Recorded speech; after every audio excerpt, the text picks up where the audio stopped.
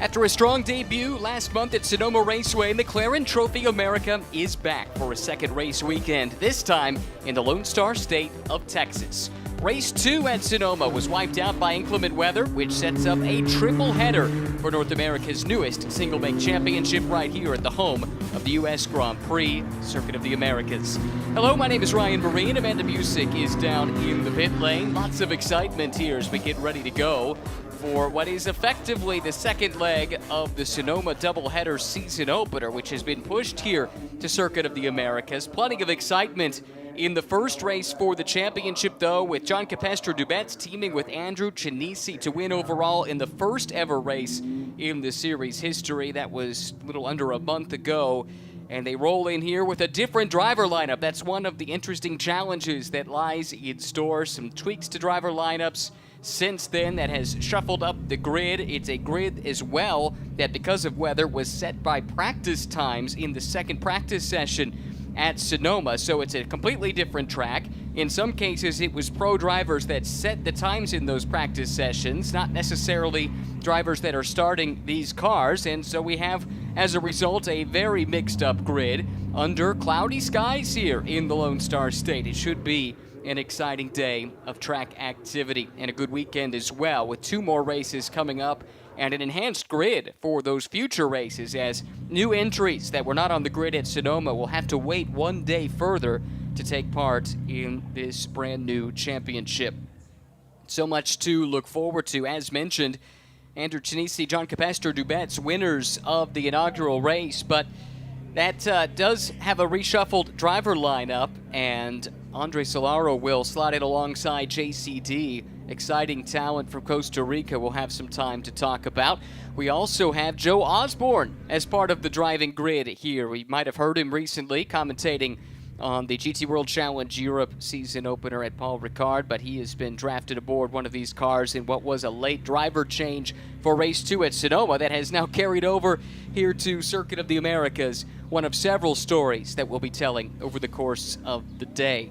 We'll also be talking, of course, about this outstanding facility, COTA, as it's known. 20 turns, 3.4 miles around, with a massive climb, of course, up that hill to the iconic Turn 1. Just a 11% gradient climbing that hill where everything narrows down at apex. We've seen plenty of fireworks in that corner in multiple series over the years. Then you get to some of the high-speed, high-commitment stuff. The S is modeled off of Silverstone Circuit down the long back straightaway, which leads to the stadium section, and from there back around to start another lap here at COTA. That is the challenge that lies ahead for this field of 15 that is set to take the green flag here in a matter of moments. As a look at this great facility, packed grid, of course.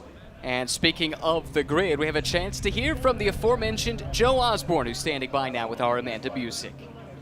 Hey, Ryan, yeah, and I'm so happy to say here that there's going to be no rain on the parade for the McLaren second race as we pull over for Sonoma. I see some clouds in the distance, but choose whatever radar you want. I think we're going to have a nice race day here in Austin, Texas to make up for this race. But you said Joe Osborne. I have Joe Osborne sitting in this 52 McLaren. And Joe, you were talking about your experience here at COTA, but fill-in driver for us here today. What are your expectations?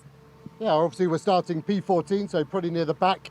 This is this Sonoma makeup race, which was rained off. So it's good fun coming here at COTA. I think this is my 12th trip to COTA, but my first race. I've driven some cool cars around here, McLaren Solus, Valkyrie Pro, P1 GTR, Senna GTR. But first time in Artura Trophy US, and great to see the series doing so well in its first year.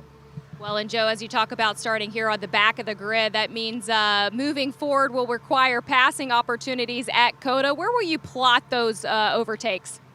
I quite like Turn 1 is the obvious one, but I actually quite like some of the unsung heroes. You can maybe fling one down the inside at 14, 15 and try and hang it around the outside. So yeah, it's maybe where us Brits have a slight advantage not knowing the normal overtakes. We have to go to the drawing board and make up some good ones, hopefully. All right, well, good luck to Joe Osborne. Ryan, I did hear he may be joining you in the booth later this weekend. But right now, driver duties ahead for Joe. That would be fantastic, and it would be great as well because he'll have firsthand experience of what it's like to race one of these great cars around this track. All 15 cars are the McLaren Artura Trophy Evo, and what a piece of equipment this is. 3-liter twin-turbo V6 makes about 577 horsepower. That's before you engage the push-to-pass. Yes, these cars do have push-to-pass, first of its kind in any GT racing machine around the world, and that adds that 50 extra horsepower, and that's available for a specific amount of time over the course of a race. Drivers will have to look after that, and of course in these 2 driver lineups, that means driver number 1 will need to save a little bit for driver number 2 in the second half of these relatively short races. It's starting to roll out, and because this is race 2, we have a star-studded starting grid with many of these very accomplished pros that are driving alongside their students in that coach and student relationship that's so important in the early stages of a GT racing career. So some big names like JCD, John Capestro Dubets, who of course is a multi-time champion here in SRO America. Same can be said for Eric Filgaris, James Safronis, who was racing on the streets of Long Beach in GT America just a couple of weeks ago, among others. Speaking of those drivers, let's look at how they'll line up here. The Rover Pole Award winner is Casey Dennis. He'll start on pole position with JCD alongside. Then in the 3rd starting position, Kanan O'Connell, son of Johnny O'Connell, will start next to Jim Cook. Then it's Jesse Lazar and Spencer Bucknam, former touring car race winner in the SRO America paddock. Back to the 7th starting position. That's where you'll find James Safronis for his GMG racing team with Kevin Madsen alongside.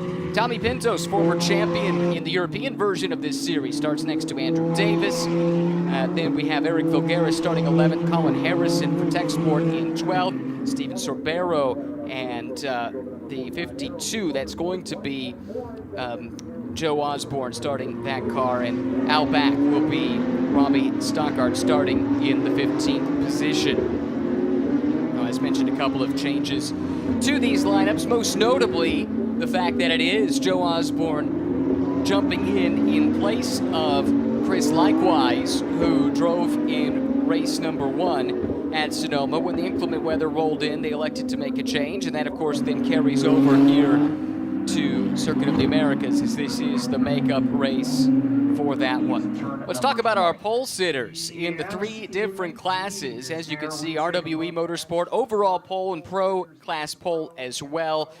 And the Pro-Am pole to Kanan O'Connell, at least that's the car or driver who will start that car. M-class pole sitter is Jim Cook.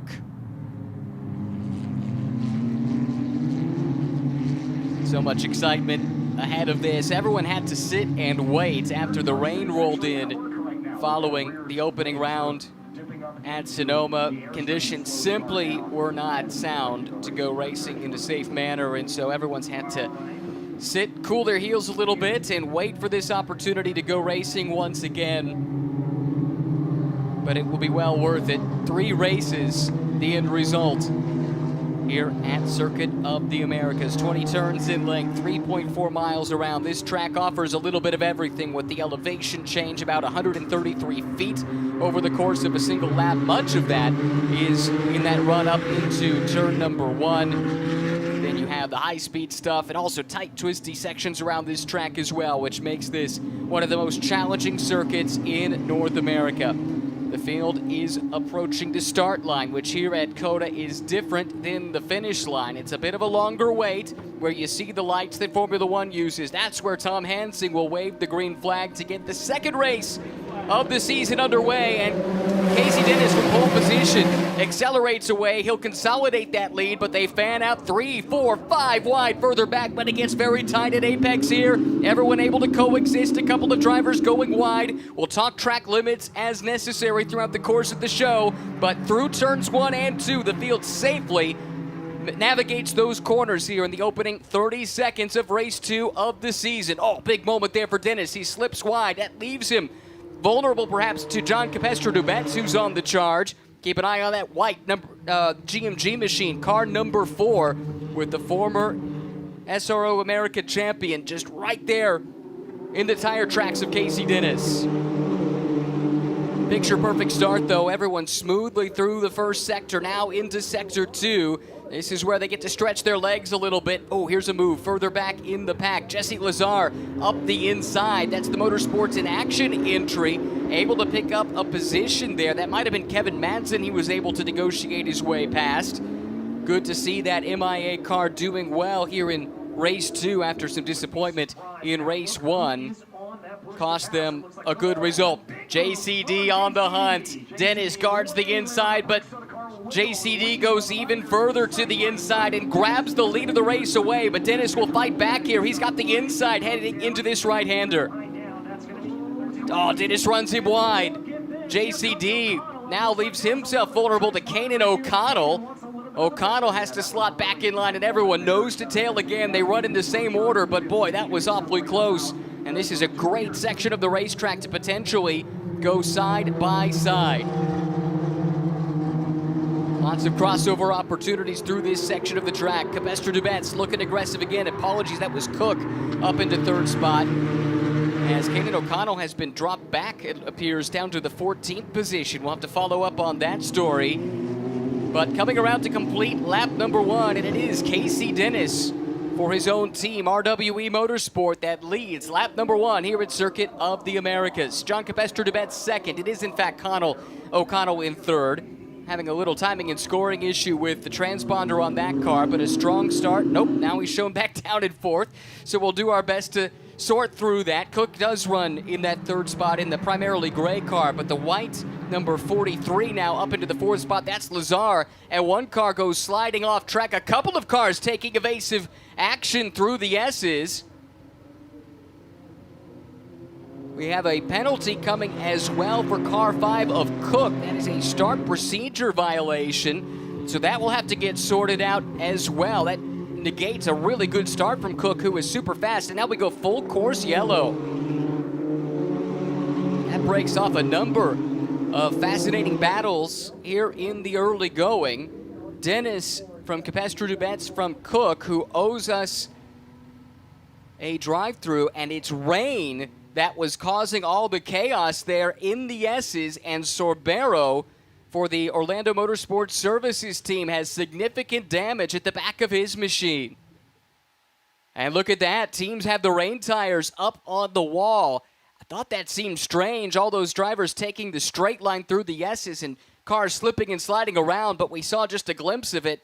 And there has been some rain throughout the course of this week in the build-up to this race, and now it's coming down, at least around some parts of this massive, sprawling facility here in Austin, Texas. Now, how this will pan out is going to be fascinating. This is typically a race that would not see these teams do tire changes. There are pit stops, of course, even for the single-driver lineups, because a good chunk of the field are 2-driver lineups where they have to switch drivers. But during those pit stops, it's really just about the driver change and fulfilling the minimum time set out by the requirements of the regulations to stay on the pit lane. We don't see full service stops. Could we see a couple of teams dip into the pit lane and maybe try and put some wet weather tires on? Or do they determine instead that this is just a passing squall and something they can live with here behind the safety car? It's going to be fascinating to watch. One thing this also does is it keeps the field all bunched up, and we can talk about the implications of that in a moment. But while we have a chance here behind the safety car, let's head down to the pit lane and Amanda Busick. As we get to know some of the drivers racing in the McLaren Trophy Series this season, I'm happy to say that Neil Langberg is in the paddock for McLaren this season. And as an early look from Kevin out on the track so far, but you have a ton of experience here at the Circuit of the Americas. What's about being back in Texas for you, Neil? Well, you just look at the gray hair, you know I got experience. Kevin's my guy, he's my co-driver and my coach for this series. I started with McLaren back in the day when there was only a sole driver drive the whole race. So we've come a long way. We now have a series here in the U.S. and gives my wife and I a chance to talk a lot about raising awareness for autoimmune disease and specifically relapsing polychondritis, which is what she suffers from. Very rare. People will say it's incurable, but I would say it's just underfunded. So that's what we're all about. I know you have a big emphasis on this trophy series being right here in the U.S. What are your expectations on the season? Same as for every race. Finish the race without incident and try not to be last. But it's raising awareness is the big thing. McLaren has invited us under the tent to be one of the big sponsors of this series. So we think that'll benefit us by way of raising more awareness and get our name out there. Wider range than we could do on our own. Thank you, Neil. It's great what you do. Thank you all. Bye. And it is really phenomenal work they do with the race for RP. Neil Langberg and Kevin Madsen, 5th in the season opener within that M class at Sonoma Raceway. And we'll see what they could do here today as they continue to run behind the safety car. Incident involving at least one car. Steve Sorbero picked up heavy damage as the rain came down all of a sudden, as it's wont to do in this part of the world. Full course yellow, as you can see on screen. The conditions ever since, but it was a frantic opening lap with plenty of excitement. We welcome in Tom Baker, media manager for McLaren. Happy to have you in here to help us navigate this exciting times, of course, for McLaren. We've seen a couple of seasons of McLaren Trophy in Europe, but brand new championship to North America, and already great buy-in with 15 cars for the Sonoma rounds, and actually an expanded grid once we get to tomorrow and to Sunday for effectively the second round of the championship here at COTA. Exactly, yeah. We're looking forward to having Rafa Martinez and John Lancaster join us in the races tomorrow and Sunday. They've got a good history, a bit like Neil Landberg, actually. They've got a history with us already.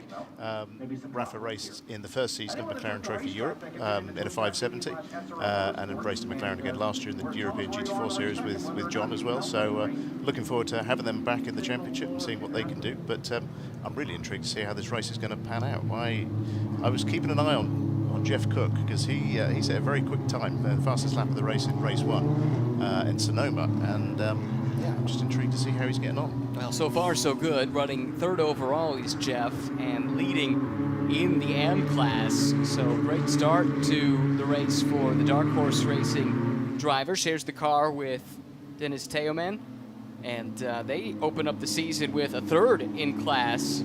And as you mentioned, the fastest lap of the race, I believe overall, not just in that AM class, really, really quick. And as you can see, Jeff mixing it up with a lot of these pros here at the early stages of this race. And already we see drivers starting to get those helmets on. We're quickly approaching the time when we might have to see by regulation some driver changes. Exactly, and I think Dark Horse Racing is an apt name for Jeff Cook, given how he's been going. So another one to keep an eye on is Tommy Pintos in the Pro class. He was making some moves in the early laps, so we're going to see him coming through. I think he could be another Dark Horse. Keep within the theme. So can you call him a Dark Horse? He's already a McLaren Trophy champion over in Europe in the inaugural season. This is true. He did very well in the first year and was a race winner in the second year, and it's great to see him over here in America. Plying his trade over here and learning new circuits and a completely different racing environment. So, but he's done really well. He's a really, really great chap, you know, and a great example. So interesting to see. Pits are open, and we can see in some of these shots that the rain is coming down in torrents around certain parts of the track. But we could look out our window and it's bone dry here in the pit lane. We can see the sun. Yes. It's going to keep us guessing, this one, isn't it? Speaks to just how massive this facility is here at Circuit of the Americas, and now this makes for a really difficult set of decisions for the teams because, number one, although some teams here do have endurance racing experience, many of them are not really set up to do live pit stops, but that might be required. Let's look back here at the start of the race, and remember, there is a penalty coming for Cook, and indeed, he does pop out a line coming to the green flag, and that's something that is very clear. Once you have to get to that start line before you can leave your column. We saw that catch out of a couple of drivers in various SRO American Championships at Sonoma, and it looks like for Jeff that that might lead well, and we do know it will lead to a drive-through penalty and scupper what's been a really strong start to the race. Exactly. He had his push to pass going as he crossed the line. He was on it there, wasn't he? So you can tell when they've engaged their push to pass because the flashing lights on the front of the car. So that gives them an extra 35 brake horsepower at literally at the push of a button. Yeah. Yeah, it's a shame to see him get that penalty because he did well until then. But we will see how it pans out. Yes, indeed. And again, I think maybe the big question here is how did the teams deal with this rain? Windshield wipers going, and certainly some parts of this track look like they are saturated enough where wet weather tires might be the play. However, other parts of the track are so dry it might chew through those treaded wets. Makes for some really difficult calls here, especially when you factor in that this is, in some respects, an entry-level racing championship. Some drivers coming out of the McLaren experience world and jumping into a racing environment for the first time, and what is the best thing to put them on to make them comfortable. I mean, this is the worst of both worlds, right? You got absolutely drenched track on one half and then totally dry on the other. You're right. It's going to keep everyone guessing, this one, isn't it? But one of the key things about the McLaren Trophy was when we launched it, we had an emphasis on the AM driver and helping them develop and be, get the most out of their racing and out of their car. So it's always been a paired driver setup. So they would always have a pro driver, which should act as their coach. And I guarantee those coaches are going to be on the radio right now, going, "Okay, here's what we're going to try and do, and what's it like, and how can we do this?" We are quickly approaching the maximum drive time for these pros. So that's something we'll have to keep an eye on, too. Let's head down to the pits, though, and get another interview with Amanda. Hey, Ryan. Yeah, RWE Motorsports has 2 entries here this weekend as his makeup race for Sonoma. James Lee is paired with Casey Dennis, and he didn't run to put on his helmet yet because the driver sent time in the pro lineups is 25 minutes and 25 minutes. So James joining us for an interview. And I was taking a look at your experience at COTA and looking at practice times already for you at the top of the board. How have you taken to COTA so fast? Well, I mean, in terms of experience, I've only been here this is my 3rd time here, if I'm being honest. And yeah, we had a test day here, but we ran into some mechanicals and then didn't really have that much time in the car. So realistically, my only time in the car in the McLaren at COTA was yesterday. So, I mean, it's interesting. It's always interesting here. The weather is always interesting as well. And so is the heat, the humidity, but we're loving it. We love Austin. We love the series so far. And the team's been also amazing, like absolutely amazing. Our car is problematic free, like there's no issues. So yeah, we're loving it. So Austin's keeping it weird per usual, but when we go back to the driver pairing between you and Casey, how are you guys alike? Well, I mean, we were friends before anything else. He just also happens to own the team, so it's kind of like you get to travel with all of your friends. So yeah, I mean, pace-wise, we have a lot of the same tendencies, same habits. Pace-wise, we're a pretty good pairing, I'd say. At most, we've seen delta-wise probably 0.3 off of each other. So I think it's really strong. Good luck today. Thank you. Cheers. James Lee, who's co-driver Casey Dennis, team owner as well, leads this race overall. Lights are off seemingly on the safety car, so it does appear we're closing in on a restart to the race. Not sure if the rain has dissipated a whole lot, but the cleanup has completed for Steve Sorbero, who picked up the damage that brought out this opening yellow. And as I mentioned, we're within now under 6 minutes from likely seeing some of these pit stops for the Pro-Am lineups that by regulation the AMs will have to do the lion's share of the driving. So closing in on that time, and even as Amanda mentioned, for the Pro lineups as well, not too far away as we approach now 10 minutes away from the halfway mark in today's race. Kind of strung out here coming to the restart. Casey Dennis starts to pick up the pace a little bit. He's got John Capestre-Dubets, who looked very aggressive early on, sitting in his tire tracks. Then we get to Jeff Cook, Jesse Lazar, Kanan O'Connell. That's the top 5 overall as they come to the green flag and run up the hill once again. Dennis forced to go on the defensive. JCD thinks about making a dive to the apex, but settles back in line. Dennis very wily out in front of this race, hanging on, and he's got the lead heading back down the hill towards turn 2. But now we get to the part of the track that's been soaked by the rain. It's still wet. It doesn't look like it's still raining. Whoa, JCD goes wide. This is going to get hairy. Now Dennis goes wide himself. Only a couple of cars are able to keep it within the track limits. Look at JCD. He's got a big run all of a sudden, trying to make it work around the outside of Dennis, and he takes the lead. But race control will need to take a look at if any advantage was gained by going off track. It's always difficult to police track limits here at Circuit of the Americas, especially so when you throw in these treacherous conditions. Remember, everyone's still on the dry tires, despite just how wet this track is. JCD totally sideways under braking. They fan out 3 wide. JCD goes off. Here comes Dennis back to the lead. Meanwhile, the fight is for 3rd, 4th, 5th, and 6th. Look how difficult this is. And there's a big puddle that forms right at the bottom of that hill right there, which makes it that much more difficult to put all that McLaren horsepower down. Look at that side by side. Let's come out of this one. Drag race coming down the long back straightaway. Another downhill braking zone here where the water starts to accumulate. JCD, John Capestre-Dubets, back to the lead of the race ahead of Casey Dennis. They've swapped it a couple of times. Dennis now swings out wide, trying to make his way around and back to the front of the field. Tommy Pintos has come up into 4th there. He was battling with Jesse Lazier, so that's turned out in his favour, but Jesse's still there, isn't he? Yeah, Tommy with a great start to climb up through the field. And the 52 car there, that's Joe Osborne behind the wheel in place of Chris Lightwhite. So Joe knows a thing or two about driving a McLaren. Yes, he does, and as he told us on the grid, he knows quite a bit about driving a wide variety of McLarens and other high-performance vehicles around Circuit of the Americas. Here we go. As we anticipated, most of these cars are kind of up against it from a drive time perspective. They elect to come into the pit lane here, and the pit lane is going to be crucial in this. We have a couple of things in play. There are different minimum pit stop times depending on if you're a 1 or 2 driver lineup. It's 91 seconds here at Circuit of the Americas for multi-driver lineups, 96 seconds for single driver lineups. And there are a few cars as well that, by virtue of their strong start to the season at Sonoma, will have to serve longer pit stops. And so there's a pretty good chance the order gets reshuffled here based on those factors in the pit lane.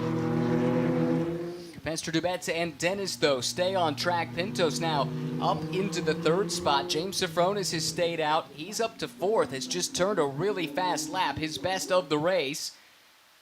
This is Alexandra Hayner climbing aboard the Motorsports in Action entry that was started by Jesse Lazar. Battle here. James Safronis to the inside of that would actually be Eric Figueres, who is fresh out of the pits. So we've got some cars blending back in after outlaps. Let's get a update from the pits, some news from Amanda now. Hey, Ryan, yeah, just taking a look here on pit lane of some decisions that teams are making, specifically the number 10 from WRE Motorsports. Andrew Davis just got out of that McLaren. In went John Dempsey. The McLaren is raised. I do see wet tires on the wall that will go onto that McLaren, and I believe the sister car is going to make the same choice down here. All right, thank you. Let us know which teams do elect to go to those wet tires. Not sure if you can live with it, that's the right call, because the track does seem to be drying out, and there's a good chunk of it that is still very dry at the moment. But suddenly, you don't necessarily think of sprint racing as highly strategical, but this race is turning into a strategist kind of race. It really is going to be anyone's call, isn't it? It's going to come down to the last 10 minutes. It's going to be a shootout. 30.5 minutes still to go here in what is the makeup race from race 2 of the season at Sonoma. John Capestre-Dubets leads from Casey Dennis. We've been following this battle around the track. Not much to separate the two of them. They've swapped the lead a couple of times, but it's JCD in the white machine that is the fastest, the leader at this stage. Dennis swings out wide and looks to go on the attack. It's Pintos behind. A little ways, has some ground to make up.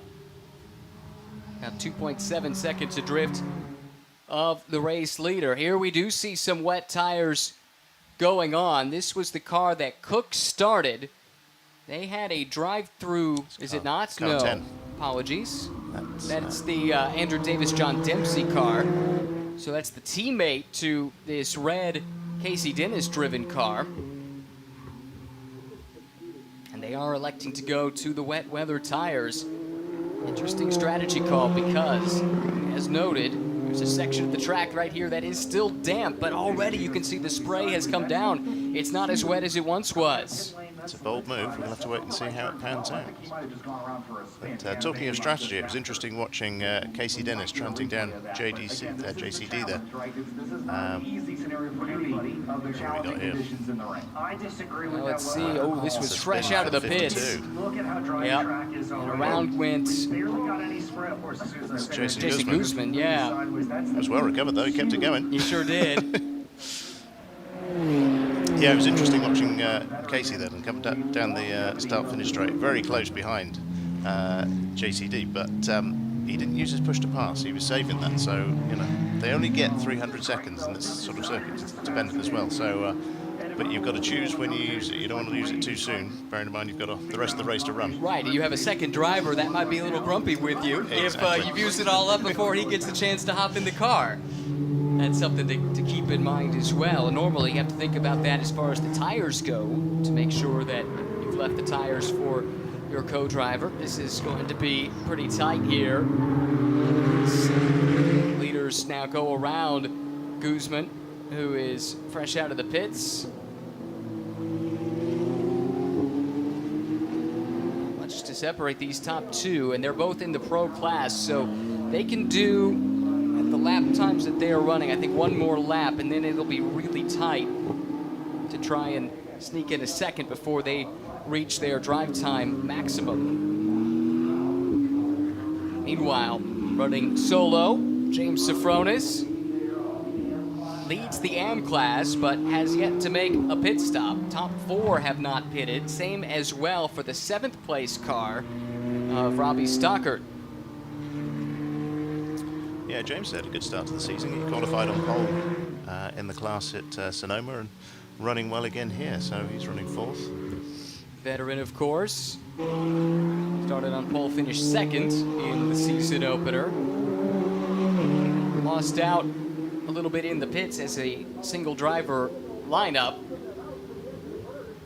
Has the longer pit stop, and that cost him some track position in that season opener.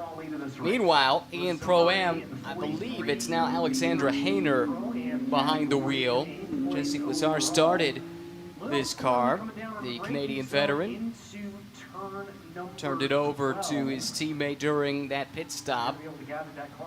And we'll just have to wait for these pit stops to cycle through to really have a sense for where everyone stands on strategy, and keeping in mind some teams did elect to change tires, others did not. This is totally shaking up the running order here.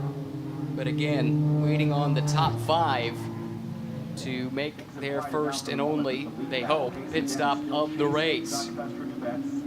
John Cabester Debets with some traffic out the windscreen. Casey Dennis giving chase, 0.8 of a second behind. We heard from James Lee a moment ago. He's poised to climb aboard that red McLaren Artura. Steve having to be patient, working through the traffic there. And here we go. Dennis elects to come to the pit lane. JCD does not. He'll push out for at least one more lap. But Dennis elects to make the call to the pit lane. That brings Tommy Pintos up another spot into 2nd. And for John Cabester Dubets, it's a new co-driver here this weekend. He'll be joined by Andre Solano, Costa Rican driver with a lot of experience racing in Central America, plenty of seat time in various McLaren models. Yeah, he races the GT3X, which is our extreme version of the GT3, because the GT3 needed.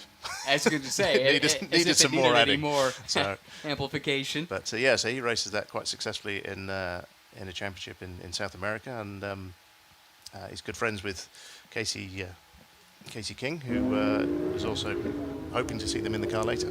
All right, back down to the pit lane, and Amanda. Yeah, overseeing this driver change for the pro entry for RWE Motorsports as James Lee goes into that McLaren. As the sister car did change onto wet tires, I did confirm with the team, no wet tires, staying on slicks. Door of that Artura is closed, and he'll get ready to leave pit lane, guys. Thank you, Amanda. Good update there. Hit the halfway mark of the race. Bester Dubets has led the lion's share of this one so far. His teammate waiting anxiously to make his debut, and we will as well see Andre in the rest of the races here this weekend, the other two. Unlike our other guest driver, if you will, Joe Osborne, who's only set to contest this makeup race.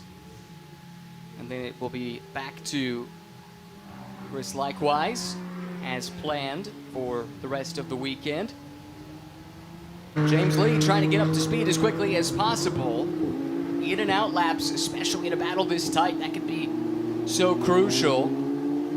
I did misspeak earlier. I do think JCD's got another couple of minutes he can run here. I think this should be his final lap before he'll need to make the call to the pit lane. We see Tommy Pintos had gone ahead and made the dive. Cooper Brohl is waiting in the wings to take over. The two of them paired to finish second in the pro class in the season opener at Sonoma. And as a consequence, their pit stop will be 5 seconds longer than it would have been otherwise. That's part of the regulations here. A win, you get handed an additional 7 seconds on your next pit stop. It's 5 additional seconds for finishing second in the previous race, 3 seconds added for third place finishes, and for winners of consecutive races, it starts to build and build from there. As we see the driver exchange happening, Carter Fartuck, former driver in the SRO America paddock, longtime member of the Skip Barber team, helping with that driver change. Now the team going around checking tire pressures. As we mentioned, typically you don't see tire changes, although with the rain we have seen a couple here. But one thing you are permitted to do is check tire pressures and maybe bleed a little air pressure during the stop. And that looked like a very smooth driver exchange for Tommy and Cooper. They've seen the elapsed time tick by that they needed to, and now that car is released. And we'll head down the pit lane with 22 minutes still on the clock. Let's see where it comes out relative to this red car. This is for the lead, effectively. So on their sequence, here comes James Lee, and he comes through. He'll take that lead away, and now we wait for the car that JCD started. That's still quite a ways. Well, still on track, actually, so we have to wait and see how that plays out. But these two, on the strategy at least, it's the RWE car that comes out in front, and that's the way they were running prior to the pit sequence. Cooper Brohl, very tentative, building up to speed. Not a surprise. Gets slotted in. Needs to get comfortable. That was Kevin Madsen, I believe, coming by. I've been keeping an eye on car 10, Andrew Davis, just to see how he's getting on, because we know that he is on the wets, and I think it might be, unless we get another some more rain, I think this might have been a bold but ultimately flawed plan. It's yes. Certainly the sector 3 times are not as quick as the other guys, so it's Yeah, and I know timing and scoring is saying Andrew Davis. I think it's John Dempsey who's in for the second stint. And yeah, it just hasn't that call to go onto the wets. The track at this point is dry. We're not seeing any spray anymore, so he'll really be hanging on. That's a tough one for John because he's pretty new to this. Lots of experience on the sim, but as far as real-world track experience goes, he told me going into Sonoma, it's limited to say the least. And this will be a whole new experience for him on a dry track with treaded wet weather tires. He'll need to try and nurse those tires home for the final 20 minutes if at all possible, hoping, of course, for another full course yellow to bunch the field back up. every day's a school day, as they say. So it's yeah, he'll be taking a lot of experience away from this, but all useful for his future career. So Yeah, exactly. And that's what the series is all about. It's Lee going around the outside of Tom Kopczynski in the car started by Eric Filgaris. Effectively putting that car a lap down. Kopczynski had a really good day with Eric in race 1 at Sonoma. They finished on the podium in 3rd. They were over the moon with that result.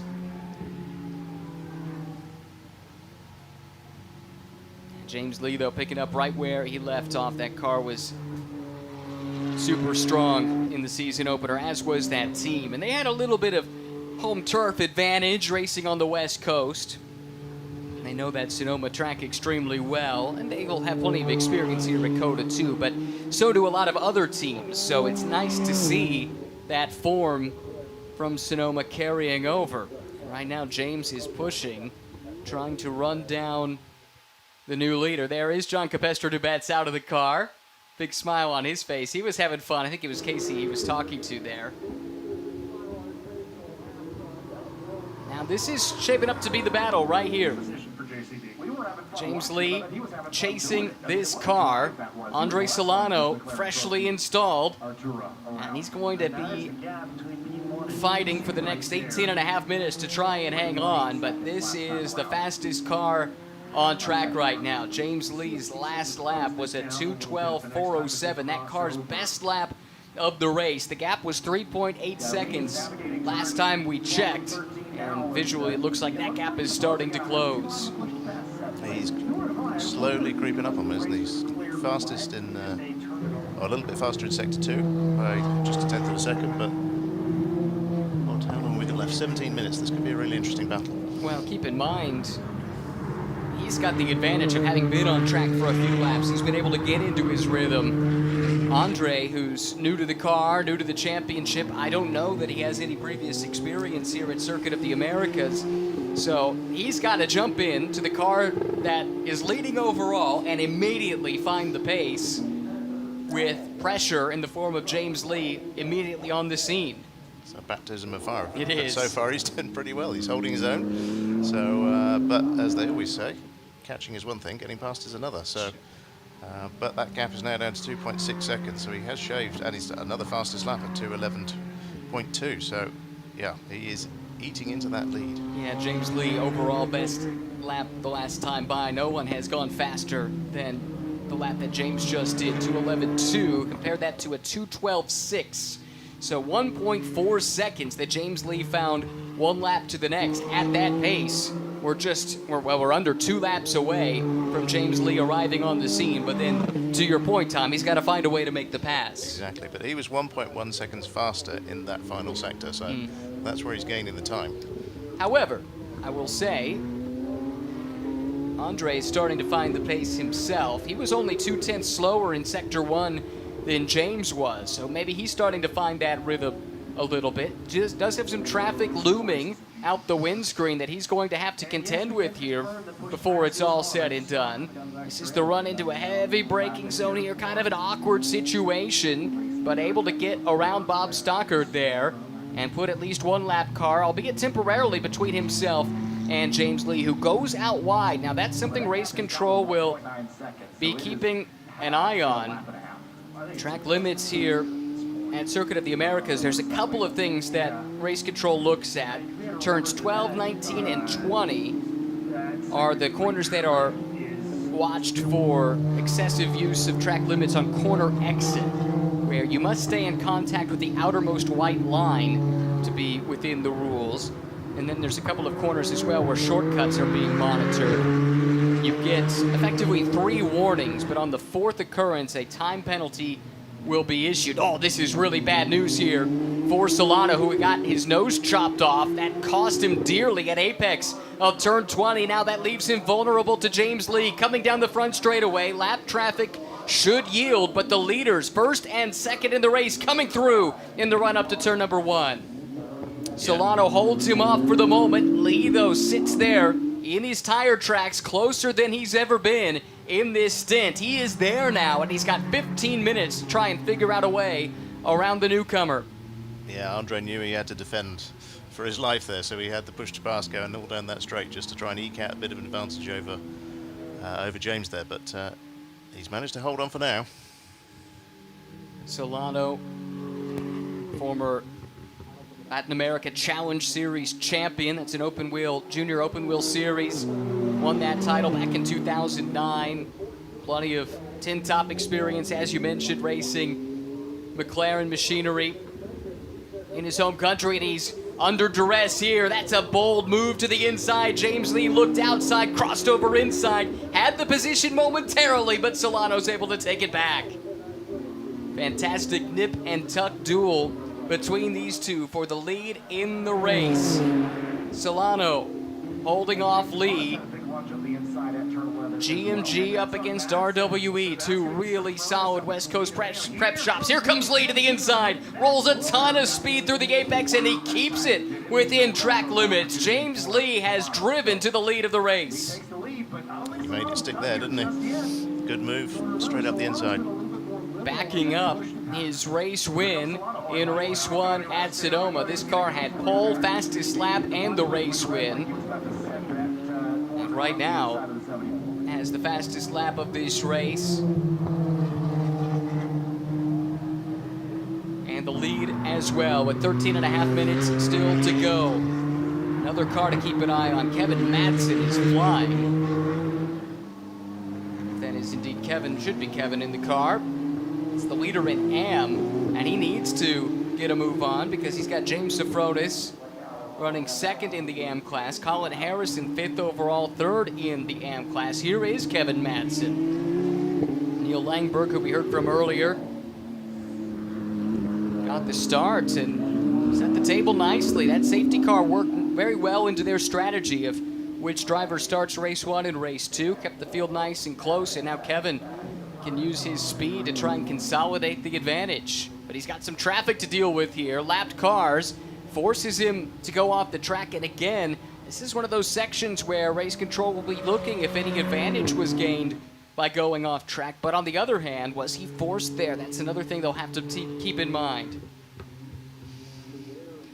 Looks like we've got a decent battle shaping up for the Pro-Am lead as well between Alex Hayner and Jason Guzman. There's only 2 seconds, or less than 2 seconds, that's dropped down. Just under 2 seconds the gap now between them, so...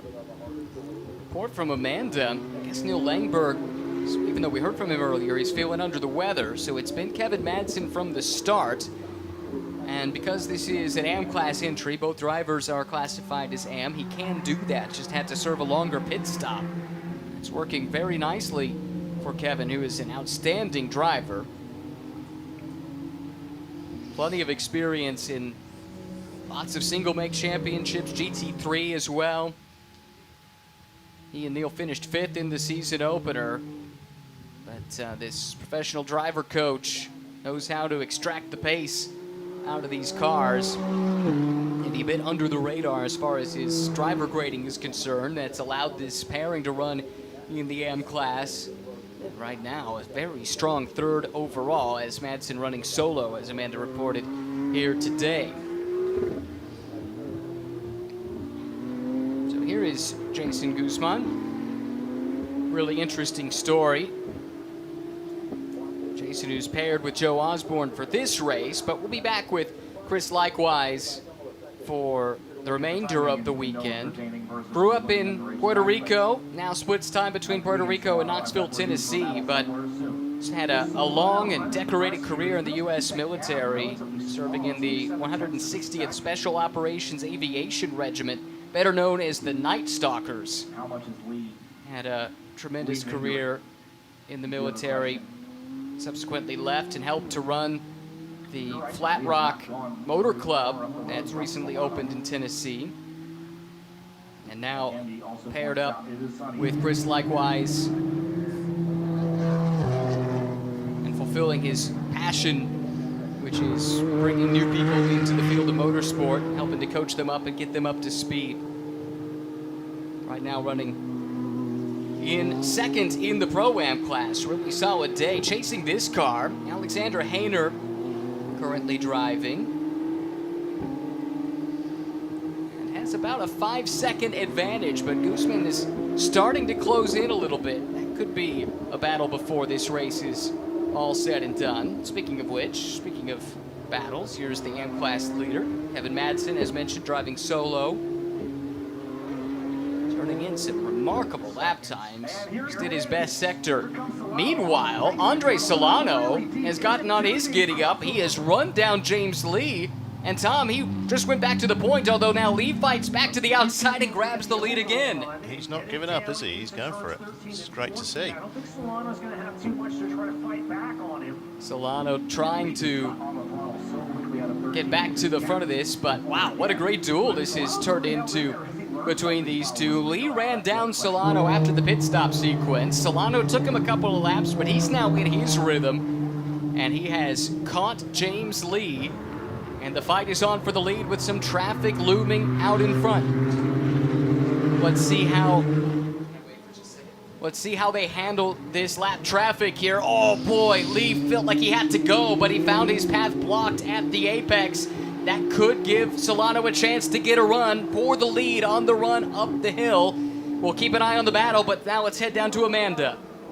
I'm standing by with JCD as we're watching this end-to-turn run. You can hear him screaming about what is the possible, but you said that there's something still up your sleeve. What are you going to have Andre do at the end? Well, I can't speak too much because I'm not in the car right now, but I know we have 300 seconds of push to pass. I didn't use it up, so we'll see if we're saving a little bit for the end. That's what we had planned, so very confident in Andre. He's doing a great job. He came here from Costa Rica, no time with the car, no time with the track, never met me.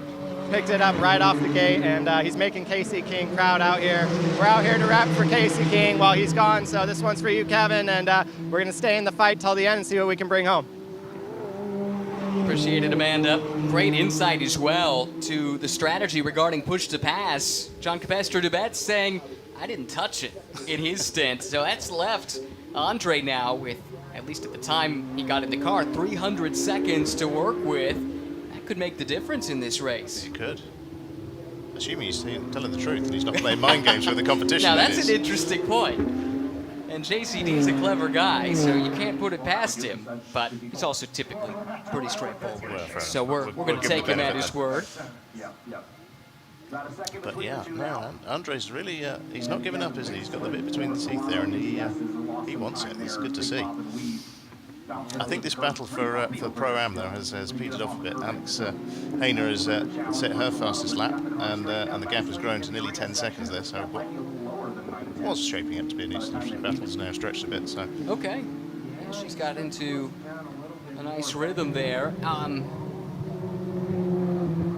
really solid job by Alexander. Remember, they had the disappointment in the first race, didn't get to the finish at Sonoma, and they've had a long wait to sit and think about that. Exactly. So that's never pleasant. Well, they're making the most for it now. If they can make up for it with a win here, then I think they'll be happy campers, as they say. Undoubtedly. That's 7th and 8th on the road, but 1st and 2nd in the Pro-Am class. Just 6.5 minutes to go. Lee leading Solano. Then it's Madsen, leader in AM. Safronis, 2nd in AM. Harrison, 3rd in AM, is 5th overall. 3rd in Pro right now, Cooper Broll. Sitting in 6th. James Safronis seems to be zeroing in on Kevin Madsen, the lead for the AM class. He went 1.6 seconds faster in Sector 3 to close that gap to just around 4 seconds. So yeah, good eye. He has been slowly but steadily reeling Kevin in. I think Kevin might have had some traffic though, because he's now back on it. Just did an overall best first sector, did Kevin Madsen. Just to spite me, that's what it is. Well, I think the team probably gave him the same information. Need to get on it. James is coming. Let's see how that one evolves, and time starting to run out as well for James Safronis. 5.5 minutes on the clock. James Lee, whatever caught him out, he's put that behind him because he's now picked up the pace. Overall best first sector, personal best middle sector. And the lead has, to my eye at least, grown to a somewhat comfortable margin, maybe 3 car lengths or so from James Lee in that red McLaren Artura. Solano closing in here, as you would expect, in the tighter, twistier bits. Everything compresses, then it starts to stretch back out like a rubber band as the speed goes up. Charge from Solano, though, was inspiring, watching him track Lee back down after Lee had made the pass for the lead a few laps prior. Is he going to give it one final go, though? We've got 4.5 minutes left. 2 minutes a lap. We reckon 3 laps left. When's he going to try? We'll wait and see if he's got anything left to mount the challenge. The question is, will there be traffic to contend with before it's all said and done? Kevin Madsen puts in the fastest lap of the race at a 2:10.78. Yeah, not just in class, but in the race, and that helps to build the buffer again. This is Kevin right here in the race for RP colors. It's the curse of the commentator, isn't it? There's me saying James is gaining on him. We'll be shaping up for a battle, and he's just sprinting into the distance there with the fastest lap.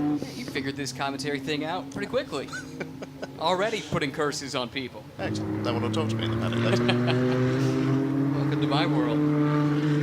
Alexander Hayner doing a great job, though. Jesse Lazar got this race started off in good fashion. This car very much was right in the middle of some of the big battle packs we were watching in the early stages.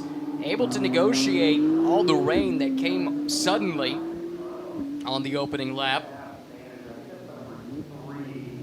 And Alexander has not missed a beat since climbing aboard. And her last lap comfortably quickest among the Pro-Am runners at this stage in the race. And the lead over Jason Guzman is just continuing to grow. As we mentioned, your fastest lap of the race belongs to this car. And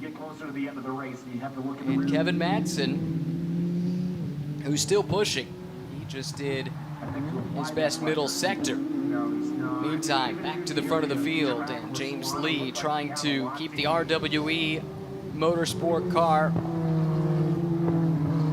in the top position, trying to go back-to-back to open this inaugural season of McLaren Trophy America. Awesome paint scheme on this car. We've seen this team use this off and on over the last couple of years in various series, and it does look good on the McLaren Artura Trophy Evo. Yeah, it's a very photogenic car, that one. It's got a lot of attention and a lot of love. It's nice to see. Yeah, young race fans will gravitate to it, of course. It's an homage to Lightning McQueen. Under 2 minutes to go here in the second race of the season. First of 3, though, at Circuit of the Americas. Makeup race for the washed out race 2 at Sonoma last month. Check in with James Sofronis now, running in 4th overall, but 2nd in class. And this would be a 2nd consecutive runner-up finish for James, if this result were to hold. He was trying to chase down Kevin Madsen.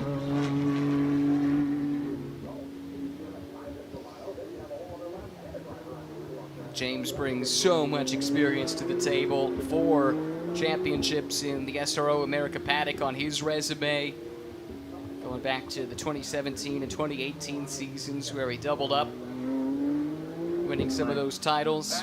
Second on that last lap, by the way, was Sofronis at 27.85.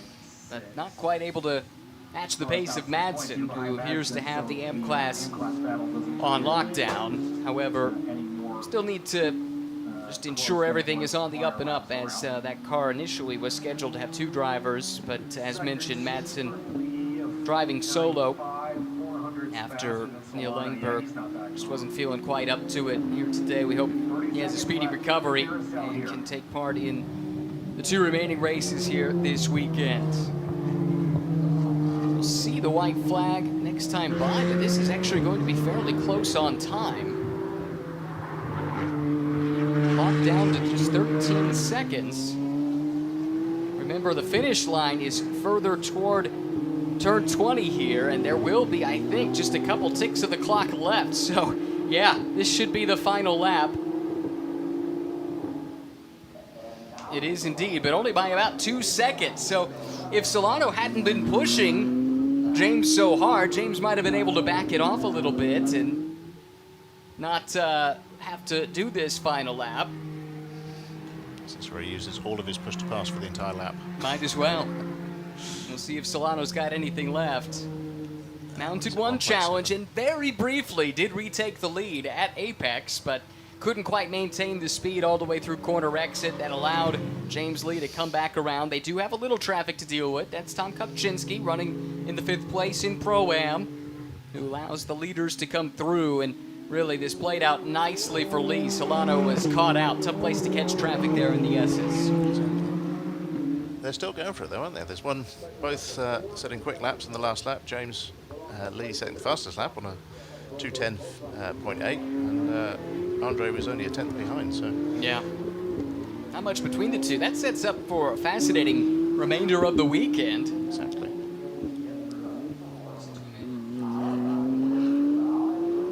Watching Alexandra Hayner here. Let's get one more story from the pits before the checkered flag now with Amanda.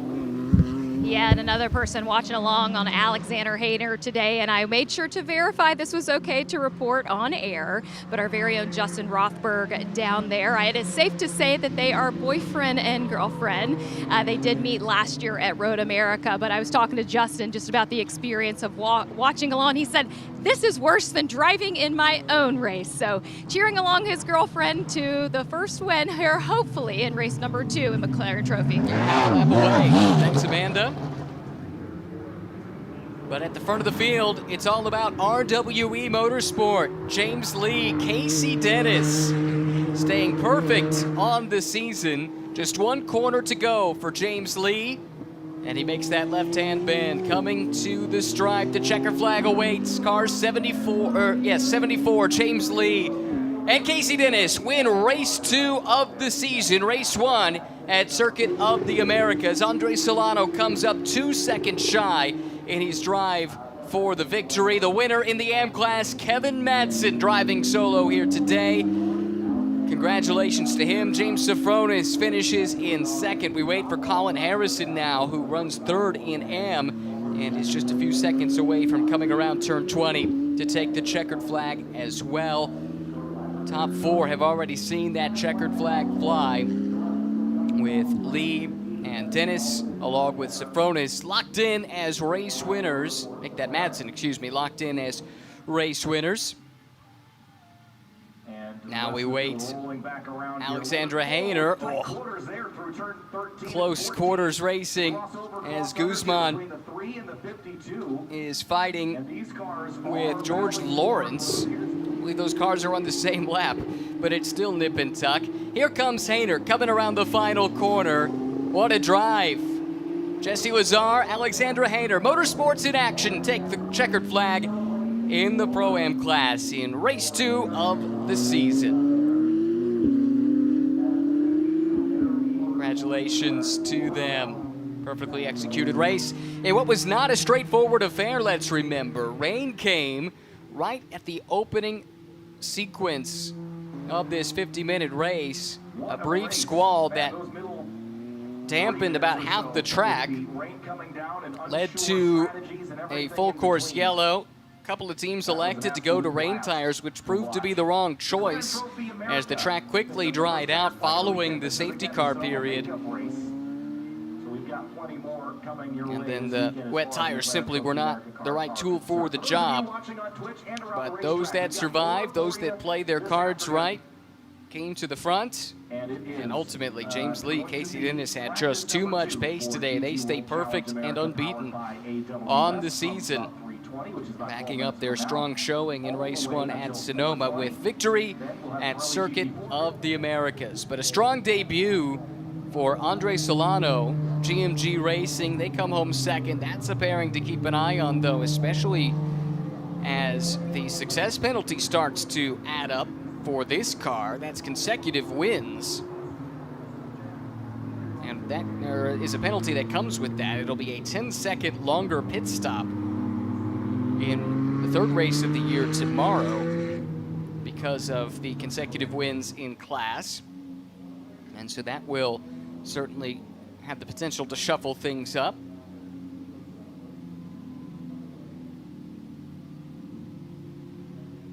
Very excited to see what Solano can do now with a little extra seat time under his belt, alongside JCD, who told us that Andre came in having not driven this car before and never having driven here at Circuit of the Americas, and he was right on the pace from the start of his stint. Just didn't quite have enough to keep James Lee at bay. And James Sifronis, another second place result for him.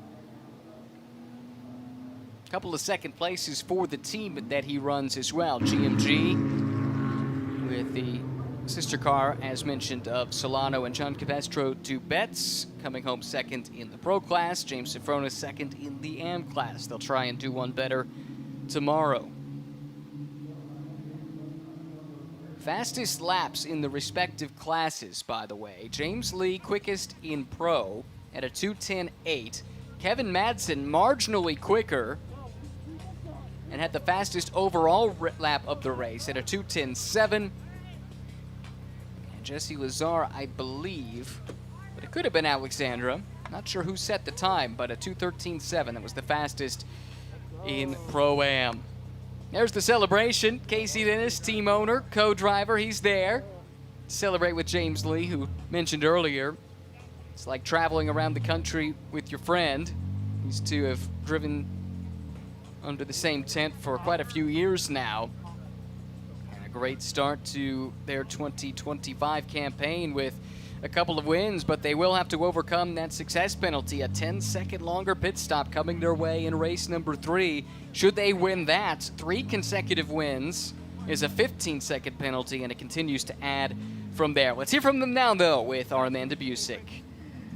And the Lightning McLaren has made it over to us here right in front of the podium, where these guys are going to step on that top step and spray that champagne. But I want to go back to the overtake that you plotted on Andre. Where did you set it up, and when did you know you could execute it?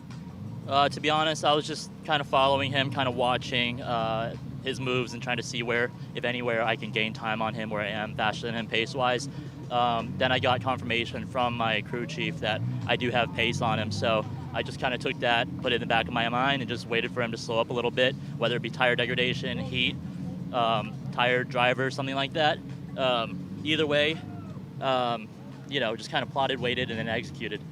And Casey, you handed over the McLaren to James, and you guys get the victory here. But what did you see from your stint that makes you even more optimistic for the weekend?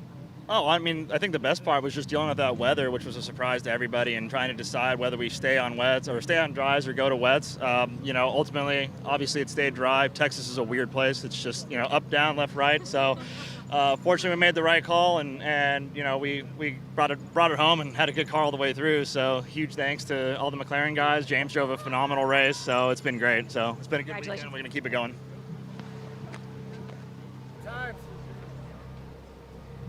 Great to hear from them, and they always say keep Austin weird. The weather here was suitably weird during that 50-minute race. That brief rainstorm right at the very beginning kept everyone on their toes. Some played it right, others, they're left ruining their decisions. That's part of motor racing when the weather rolls in. Let's hear from some more race winners now, and Amanda Busick.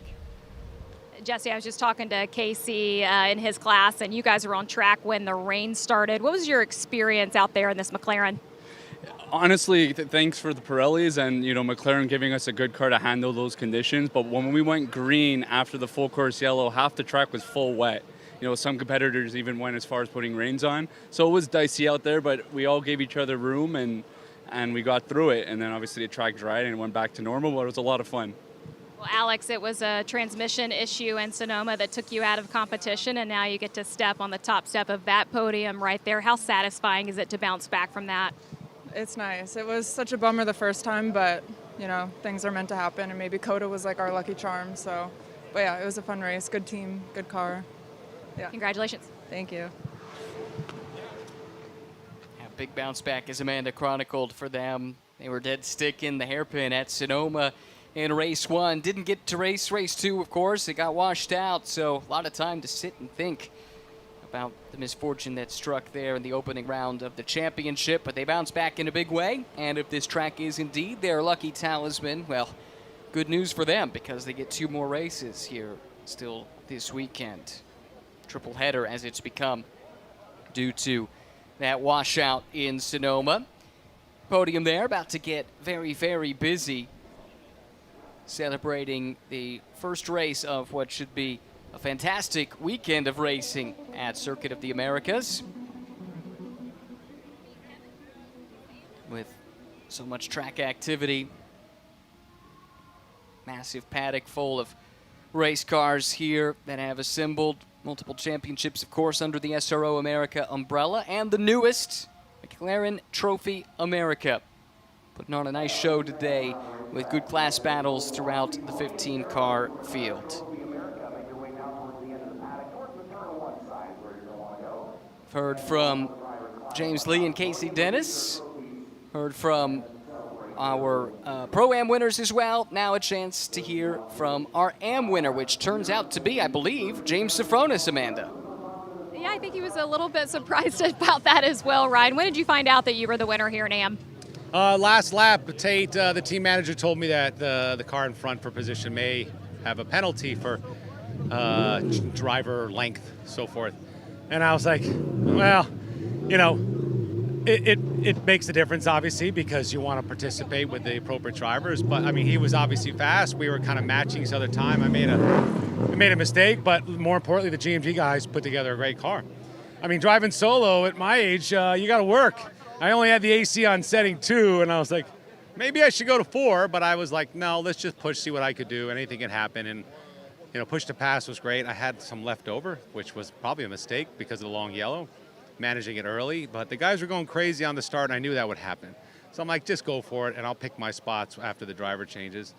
And, you know, the E-Boost GMG Mobile One car just freaking took a beating. The thing is just strong. That McLaren is a beast.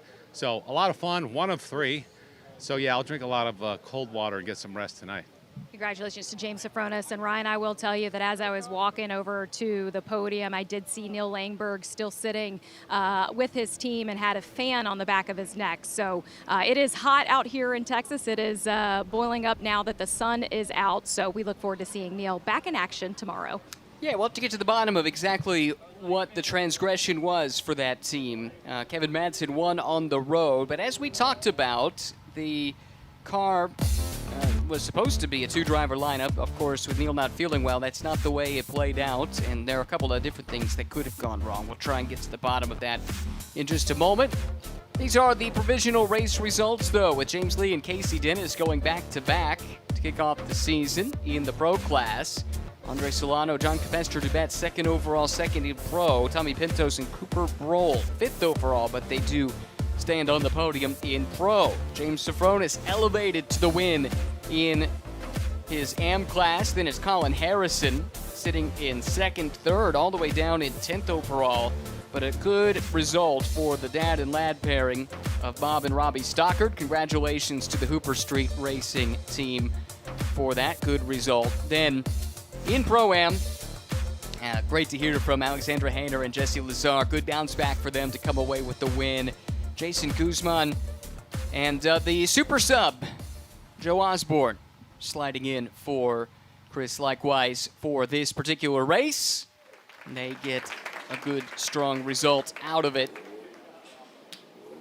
Very well deserved. Jason Guzman, despite spinning it around at one point, quickly recovered and was able to salvage a podium finish in the Pro-Am ranks. A lot of smiles there. John Capestre-Dubet's with his arm around his teammate for the weekend, and looks like they've already built a strong rapport. That was interesting to hear that the two hadn't met until, I think it was yesterday, JCD was saying. But let's keep an eye on Andre Solano. Space was strong. He should only drivers, get better we're going to bring up those with trophies some for you. additional experience in the car and with this very technical Circuit of the Americas racetrack. Right to the screen in 3rd, picking up their 3rd place trophies as we speak. Tommy Pintos, Cooper Broll.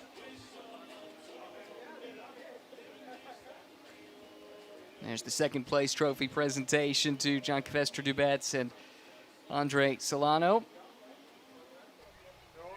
And of course, at the very top, Casey Dennis, James Lee. What a great stint from James in particular. Very decisive, working through lap traffic. And when it came time to make the pass for the lead, he was incisive, got the job done, and then fended off a comeback drive as well from the suddenly resurgent Andre Solano to hang on for the victory in the first of 3 races here this weekend. Podium celebration well and truly underway. The teams have assembled to help to cheer on their drivers as we look back on the makeup race, which was very much punctuated by the weather. The rain came down in buckets, and that caused all kinds of problems. Drivers slipping and sliding all over this racetrack, but only one ultimately caught out. Steve Sorbero picking up some significant damage that led to a full course yellow. Once we got back underway, it was about time already for the pit stop sequence. That shuffled the deck a few times as well.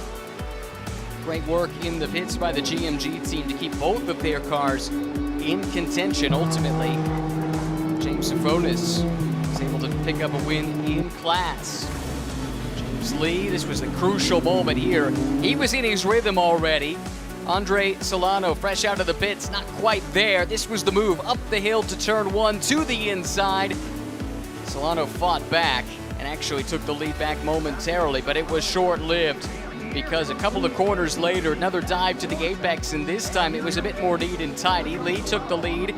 Then Sorbaro, a few laps later, suddenly arrived on the scene again, took the lead back, but couldn't hold on as Lee crossed him over and took a lead he would no longer relinquish. He was able to fend off the challenge for the remaining 15 minutes or so en route to a second consecutive win to start the season. Evan Madsen first on the road in the AM class, but that was adjusted post-race for reasons that we are still investigating. It was James Safronis that came away with the win in class in Pro-Am. Motorsport in action. Alexandra Hayner and Jesse Lazar picking up a much-earned win after disappointment in the season opener in Sonoma. Congratulations to the MIA team. James Lee, though, first to the checkered flag. He will celebrate with the RWE team. 2 wins on the trot to start this brand new championship. Chased to the line, of course, by the GMG car, driven at the end by Andre Solano. Here is the Pro-Am podium with Jesse Lazar and Alexandra Hayner. Pride of place, standing atop the top box and hoisting up that number 1 trophy. Congratulations to them. Big win for sure, and now they'll celebrate with the champagne spray, as is customary. Smiles all around, and you have to think that is a especially good feeling for the Motorsport in Action team, given their struggles at Sonoma. No fault of their own, of course, just a technical malfunction. These things happen, especially considering how new these McLaren Artura Trophy Evo cars are. And actually, they've run almost trouble-free, barring that one instance in the season opener.